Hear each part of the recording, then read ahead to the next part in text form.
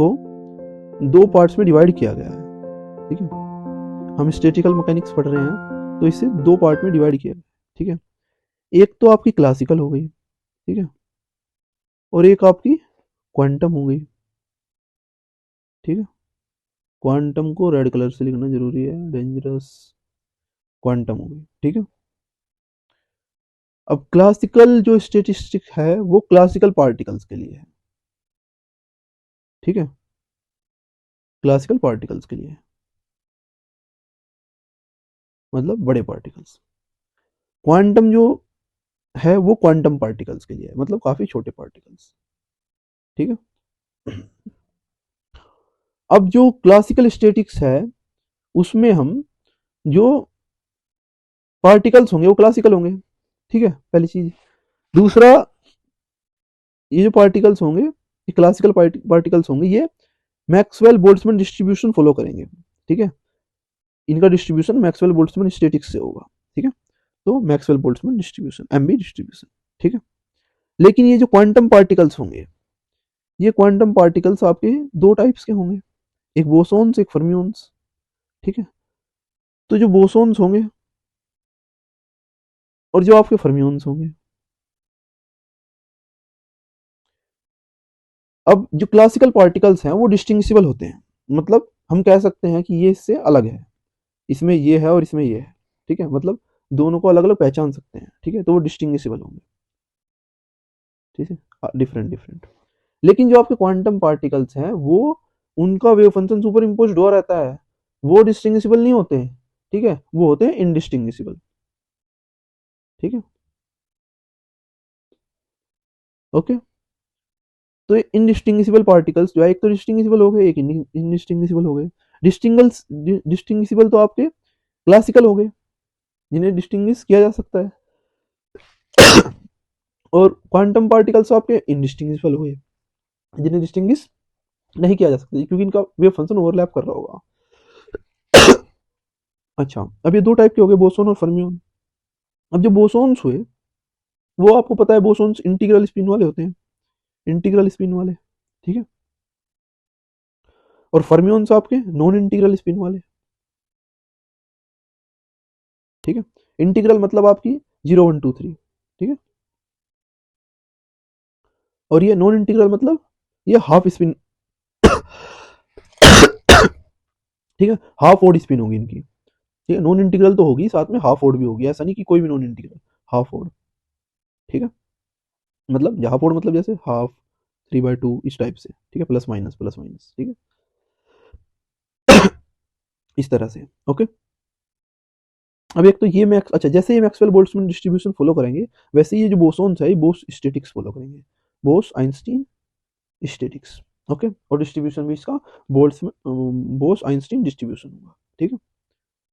वैसे ये जो फर्मियोन्स होंगे ये आपका फर्मी डिराक डिस्ट्रीब्यूशन फॉलो करेंगे, फर्मी डिराक, ठीक है। और इनका स्टैटिक्स भी फर्मी डिराक स्टैटिक्स होगा, उससे ही इनके डिस्ट्रीब्यूशन की स्टडी करेंगे, ठीक है।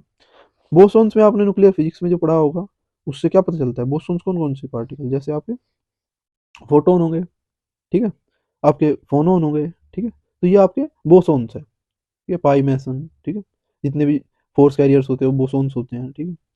अच्छा, फर्मियोन्स आपके क्या हो गए, जैसे इलेक्ट्रॉन, ठीक है, प्रोटॉन, न्यूट्रॉन, ठीक है, न्यूट्रॉन, जो जितने भी आपके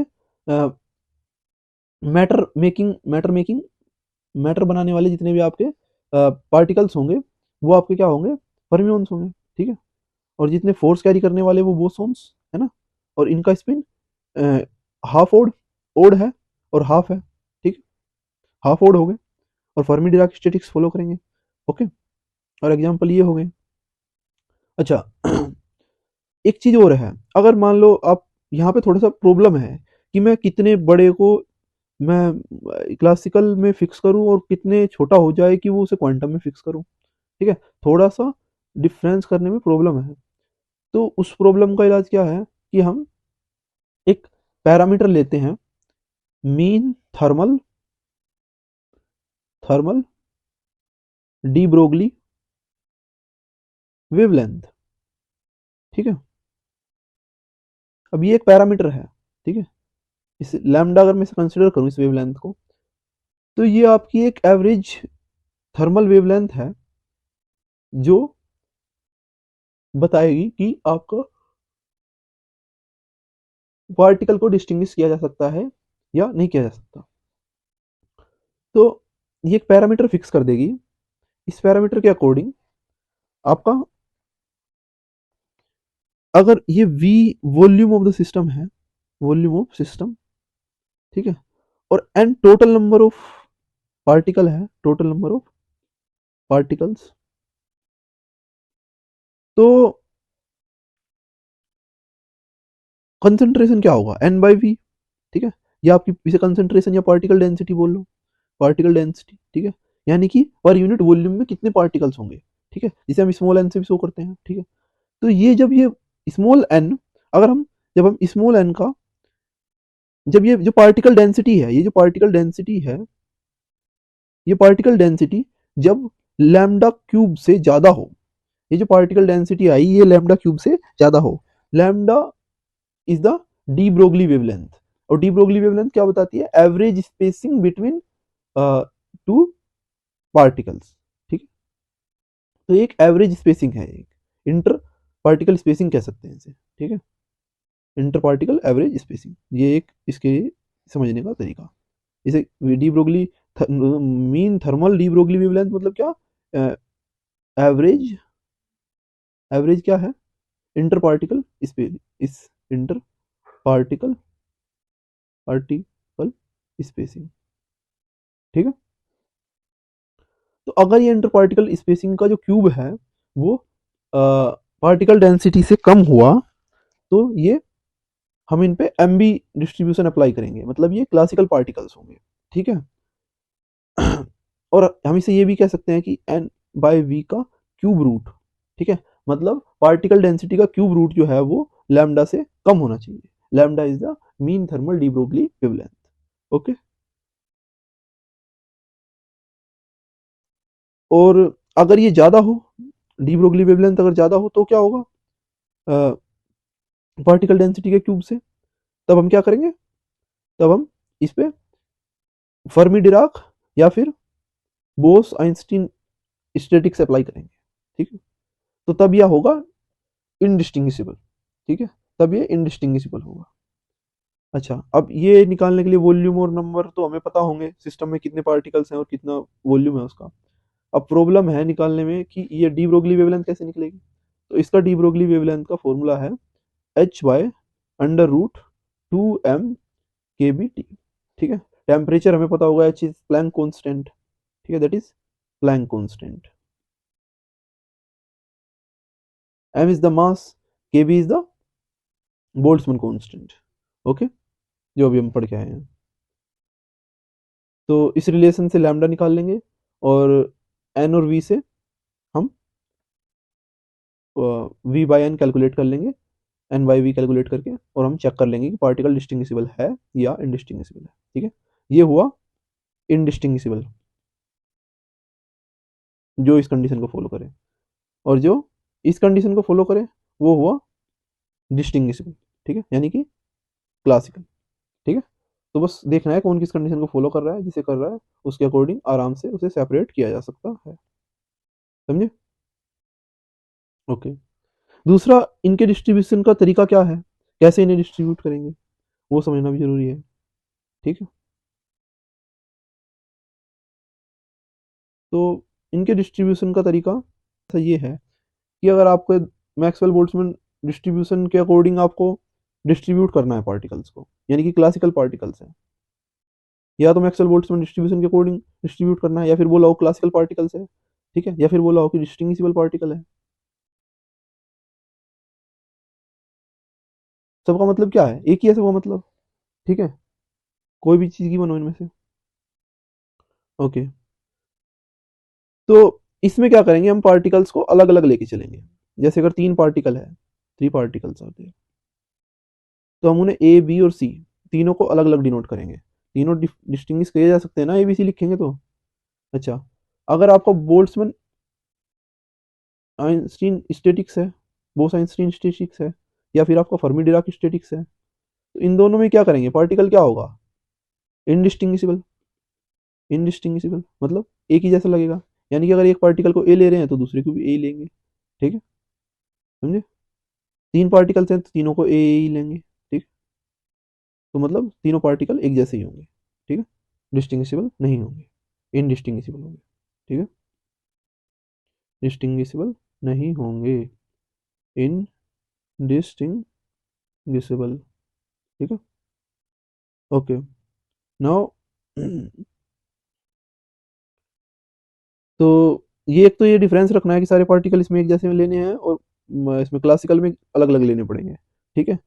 पार्टिकल्स को शो करने के लिए आप ए लिखो, बी लिखो, सी लिखो, कुछ भी लिखो, लेकिन सेम ही अल्फाबेट यूज करो, और इसमें तीनों के लिए अलग अलग, क्योंकि ये डिस्टिंग्विशिबल है, ओके। अब डिस्ट्रीब्यूशन कैसे करते हैं, अच्छा, जो आपका फर्मी डिराक है, फर्मी डिराक स्टेटिक्स फॉलो करने वाले पार्टिकल्स हैं, यानी कि फर्मियोन्स है, यानी कि इनडिस्टिंग्विशिबल पार्टिकल्स हैं, ये क्या होंगे, चलो इनमें थोड़ा सा एक बार डिफरेंस देख ले रहे हैं। क्लासिकल, ठीक है, और बोसोन्स और फर्मियोन्स, ठीक है, तीन टाइप के होंगे। ये आपके मैक्सवेल बोल्ट्जमैन स्टैटिक्स फॉलो करेंगे, ये बोस स्टैटिक्स फॉलो करेंगे, और ये फर्मी डिराक स्टैटिक्स फॉलो करेंगे, ठीक है। अच्छा, इसमें क्या होगा, इसमें आपका v by n greater than lambda cube होगा, ठीक है, जबकि इसमें क्या होगा, इसमें उल्टा होगा, और इसमें भी क्या होगा, इसमें भी उल्टा होगा, है ना। तो ये हो गए फर्मी डिराक स्टैटिक्स के लिए कंडीशन, और बोस आइंस्टीन के लिए, और ये क्लासिकल के लिए, ठीक है। ये क्लासिकल पार्टिकल, ये बोसोन, ये fermion, F D B M B, है ना। तो ये हो गए तीन डिफरेंस। अच्छा, और क्या डिफरेंस है, और इनका, इसमें स्पिन का कोई कॉन्सेप्ट ही नहीं था, और इसमें स्पिन का क्या था कि वे इंटीग्रल होंगे, 0 1 2 इस टाइप के इंटीग्रल स्पिन होंगे, पूरे पूरे नंबर, है ना। और इसमें क्या है, फर्मियोन में हाफ स्पिन होंगे, ठीक है, ओड नंबर से हाफ एज ए स्पिन होंगे, ठीक है। इसमें क्या है, ये आपके, ये एक ही स्टेट में काफी सारे हो सकते हैं, ठीक है, एक ही एनर्जी स्टेट में कई सारे पार्टिकल्स हो सकते हैं, लेकिन बोसोन्स में भी ऐसा है कि कई सारे पार्टिकल्स एक ही स्टेट में रह सकते हैं, लेकिन फर्मियोन्स में ऐसा नहीं है। फर्मियोन्स जो है आपके, वो पाउली एक्सक्लूसिव प्रिंसिपल फॉलो करता है, पाउली एक्सक्लूसिव प्रिंसिपल, ठीक है।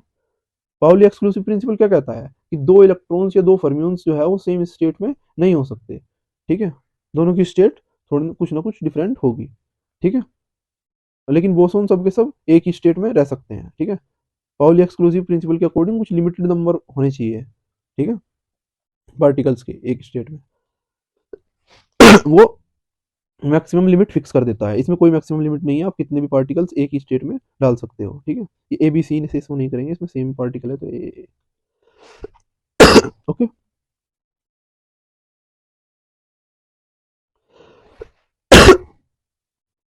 अब लेट सपोज दो पार्टिकल है और तीन एनर्जी स्टेट्स हैं, ई naught, E one and E two.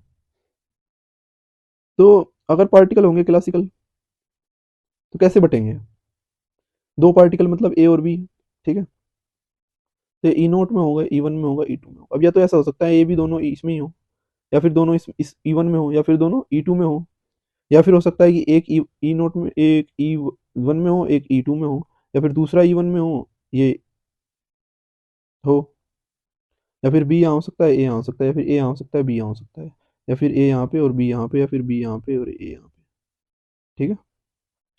तो ये टोटल टोटल आपकी माइक्रो स्टेट्स हो सकती है, ठीक है, ओके। तो ये कितनी हुई, 2 2 4 2 6 2 8 एक 9, ठीक है, ओके। क्या कोई की स्टेट बची जो नहीं हुई, कंप्लीट हो गई, ओके।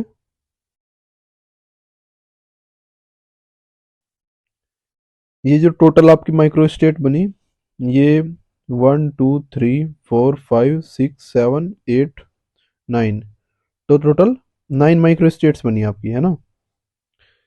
तो आपकी 9 माइक्रो स्टेट्स बनी, है ना।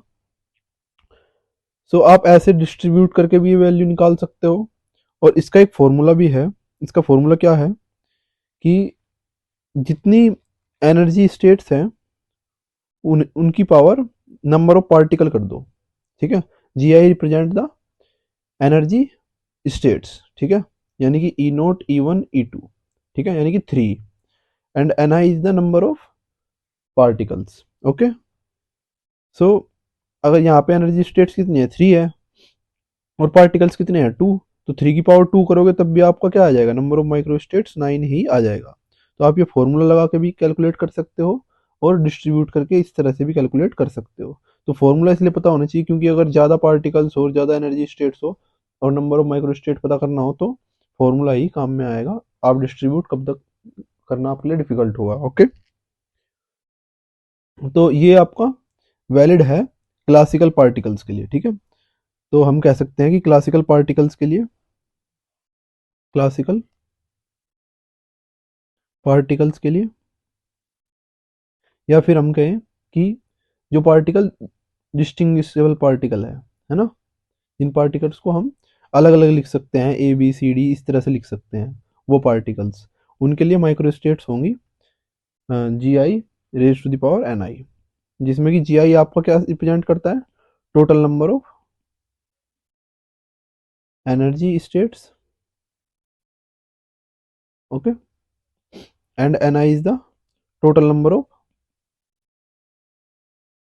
पार्टिकल। ओके, अब अगर ये पार्टिकल्स आपके क्लासिकल ना होके इनडिस्टिंग्विशेबल पार्टिकल्स होते, ठीक है, तो तब इन पार्टिकल्स के लिए हमें क्या करना पड़ता, तो ये पार्टिकल या तो आप ये आपके क्वांटम पार्टिकल होते हैं, ये आपके क्वांटम पार्टिकल होते हैं। ओके, तो क्वांटम पार्टिकल्स के लिए हमें क्या करना पड़ता, तो ये दो टाइप के हो सकते थे, या तो बोसोन होते या फिर फर्मियोन होते, ठीक है। तो अगर ये बोसोन होते तो ये बोस आइंस्टीन स्टैटिक्स फॉलो करते जैसे कि ऊपर बताया था मैंने, और अगर फर्मियोन होते तो फर्मी डिराक स्टैटिक्स फॉलो करते।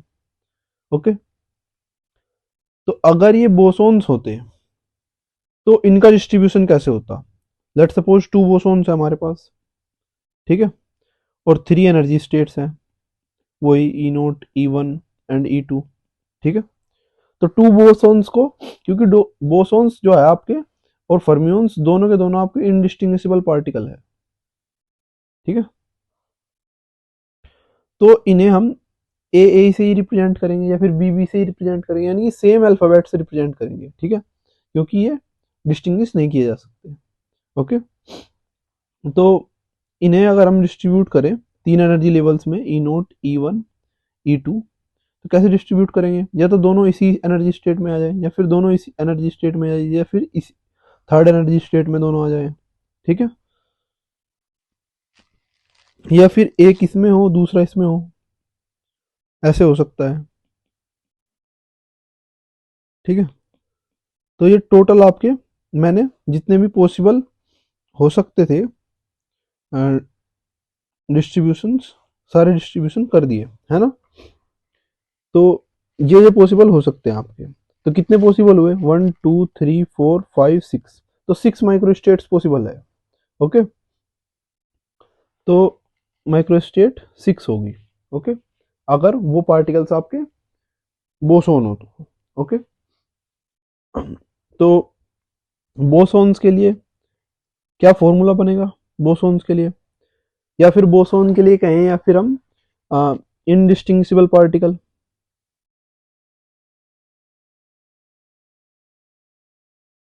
पार्टिकल्स, ओके, या फिर जो बोस आइंस्टीन स्टैटिक्स फॉलो कर रहे हैं वो पार्टिकल्स, ठीक है, या फिर आपका जिनका इंटीग्रल स्पिन है वो पार्टिकल्स, ठीक है। तो आपको कुछ भी गिवन हो क्वेश्चन में आप उससे ही समझ सकते हैं, ठीक है।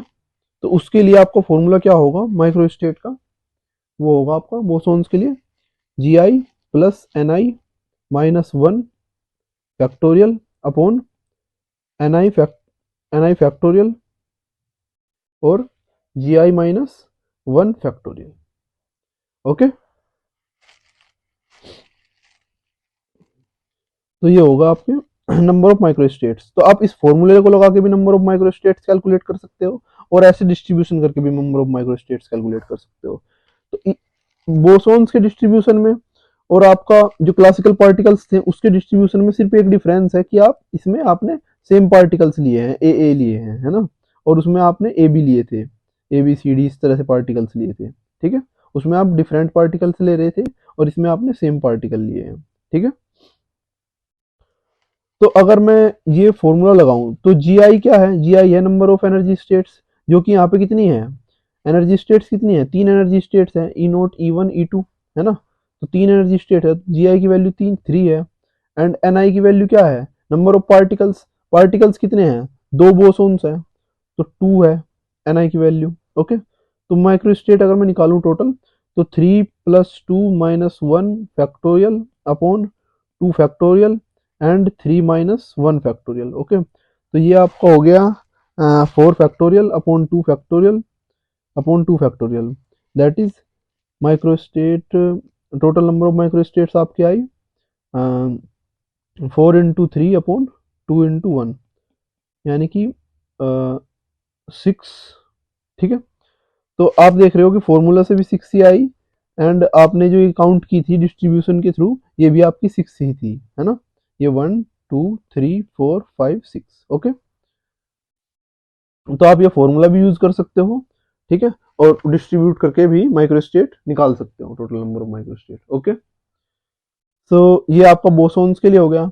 अब अगर पार्टिकल आपका फर्मियोन हो, या फिर आपका नॉन इंटीग्रल स्पिन पार्टिकल हो, यानी कि स्पिन हाफ पार्टिकल बोले, स्पिन हाफ पार्टिकल, ठीक है। ओके, तो स्पिन हाफ पार्टिकल भी होगा और odd multiple of spin half भी होगा, है ना, यानी 1/2 और 3/2 इस टाइप के, ठीक है, प्लस माइनस इस टाइप के उसके स्पिन होंगे, है ना। या फिर वो फर्मी डिराक स्टैटिक्स फॉलो करता हो, ऐसा पार्टिकल हो, है ना।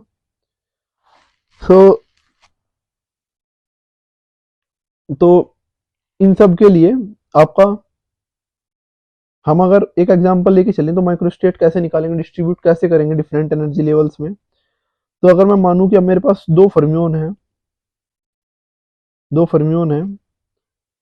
और 3 एनर्जी लेवल्स हैं, ठीक है, 3 एनर्जी लेवल्स हैं, ई naught E one and E two, ठीक है। तो दो फर्मियोन्स आपके कभी भी सेम एनर्जी लेवल्स में नहीं हो सकते, ठीक है। ये ऐसा क्यों है, ऐसा आपका पाउली एक्सक्लूसिव प्रिंसिपल के कारण है। ओके, तो क्योंकि हमें डिस्ट्रीब्यूट करते वक्त एक चीज का ध्यान रखना है कि दो फर्मियोन्स को सेम एनर्जी लेवल पे नहीं रखना, ठीक है। हम दो बोसोन्स को सेम एनर्जी लेवल पे रख सकते हैं, दो क्लासिकल पार्टिकल्स को भी सेम एनर्जी लेवल पे रख सकते हैं, लेकिन दो फर्मियोन्स को सेम एनर्जी लेवल पे नहीं रख सकते। अब फर्मियोन आपके इनडिस्टिंग्विशिबल पार्टिकल है ना, इनडिस्टिंग्विशिबल पार्टिकल है, तो इसका मतलब उन्हें रिप्रेजेंट तो एक ही अल्फाबेट से किया जाएगा, दोनों को ए से ही, ठीक है। तो दोनों फर्मियोन्स को ए से रिप्रेजेंट किया जाएगा, लेकिन बोसोन्स से ये इसलिए डिफरेंट है, ये आपके सेम एनर्जी स्टेट्स में नहीं आ सकते। जैसे उसमें मैंने ए लिख दिया था, लेकिन इसमें मैं ए ई नोट में नहीं लिख सकता, क्योंकि ये डिफरेंट एनर्जी स्टेट्स में आएंगे, ठीक है। ये डिफरेंट एनर्जी स्टेट्स में होंगे, सेम एनर्जी स्टेट में दो पार्टिकल नहीं हो सकते ये, ठीक है। तो इनका डिस्ट्रीब्यूशन इस तरह से होगा, या तो एक पार्टिकल ई नोट में हो, दूसरा पार्टिकल ई टू में हो, या फिर पहला ई वन में हो, दूसरा ई टू में हो, या फिर पहला ई नोट में हो, दूसरा ई वन में हो, ठीक है। कभी भी ये एक एनर्जी स्टेट्स में दो फर्मियोन्स नहीं आ सकते। यहाँ पे देखो सिंगल सिंगल है, सिंगल सिंगल, है ना। तो दो फर्मियोन्स जो है वो एक एनर्जी स्टेट्स में नहीं हो सकते। बोसोन्स हो सकते हैं, देखो बोसोन्स के डिस्ट्रीब्यूशन में ये रहे डबल डबल, है ना। क्लासिकल पार्टिकल्स भी हो सकते हैं, देखो क्लासिकल पार्टिकल भी ये रहे डबल डबल, है ना, कितने भी हो सकते हैं, लेकिन फर्मियोन्स नहीं होंगे। ओके, तो यहाँ पे इनकी माइक्रोस्टेट्स कितनी बनी, total number of microstate is 3। Okay, तो इसके लिए भी एक फॉर्मूला है, फर्मियोन्स के लिए भी, ठीक है। तो फर्मियोन्स के लिए क्या फॉर्मूला है, जो फर्मी डिराक स्टैटिक्स फॉलो करते हैं या फिर फर्मियोन्स है, तो उनके लिए फॉर्मूला है माइक्रोस्टेट का GI CNI, ठीक है। C इज द कॉम्बिनेशन, ठीक है। तो कॉम्बिनेशन आपके GI factorial upon NI factorial and GI minus NI factorial, okay. देखो, बोसोन्स और क्लासिकल पार्टिकल्स तब भी डिस्ट्रीब्यूट हो सकते हैं अगर एनर्जी लेवल आपके कम हो नंबर ऑफ पार्टिकल्स से, लेकिन फर्मियोन्स तब डिस्ट्रीब्यूट नहीं होंगे जब आपके एनर्जी लेवल्स ज्यादा होंगे, कम नहीं हो सकते नंबर ऑफ पार्टिकल से। मतलब GI की वैल्यू ग्रेटर देन NI होनी चाहिए फर्मियोन्स के केस में, ठीक है। मतलब एनर्जी स्टेट्स ज्यादा होनी चाहिए नंबर ऑफ पार्टिकल से, ठीक है, ओके। तो ये आपका ये नेसेसरी कंडीशन है फॉर द फर्मियोन्स, ओके। तो ये नेसेसरी कंडीशन क्यों है? ये भी आपका पाउली एक्सक्लूसिव प्रिंसिपल की वजह से ही है, क्योंकि एक एक तो कम से कम एक में तो आना ही चाहिए ना। तो उसके लिए कम से कम या तो GI NI के इक्वल हो या फिर उससे बड़ा हो, ठीक है। या तो GI NI के इक्वल हो या फिर उससे बड़ा हो, ठीक है। छोटा नहीं होना चाहिए, क्योंकि छोटा होगा तो फिर एक पार्टिकल तो किसी एनर्जी स्टेट में आएगा ही नहीं, ओके। तो ये नेसेसरी कंडीशन है आपकी फर्मी डिराक डिस्ट्रीब्यूशन फॉलो करने के लिए। तो अगर मैं इसके लिए देखूं तो इसके लिए GI की वैल्यू क्या थी, कितनी एनर्जी स्टेट्स थी, E0 E1 E2, यानी कि 3 एनर्जी स्टेट्स, 3 है। तो GI की वैल्यू तो 3 है, GI की वैल्यू तो 3 है, और NI की वैल्यू आपकी 2 है, 2 पार्टिकल्स थे, 2 पार्टिकल थे, ओके। 2 फर्मियोन्स लिए थे हमने, ठीक है। तो इसका मतलब अगर मैं फॉर्मूला लगा के माइक्रोस्टेट कैलकुलेट करूं तो GI फैक्टोरियल यानी कि 3 factorial upon 2 factorial upon 3 minus 2 factorial, it means 3 factorial upon 2 factorial and that's 1 factorial. तो ये आपको माइक्रोस्टेट आ गई 3, ओके। इससे कैंसिल आउट होगा 3 टाइम्स, ओके। तो तो यहाँ पे आपका ये जो नंबर ऑफ पार्टिकल्स है, number of particles and number of energy state से ज्यादा होनी चाहिए फर्मी डिराक डिस्ट्रीब्यूशन के लिए। Number of particles should be number of particles should be equal to और ग्रेटर देन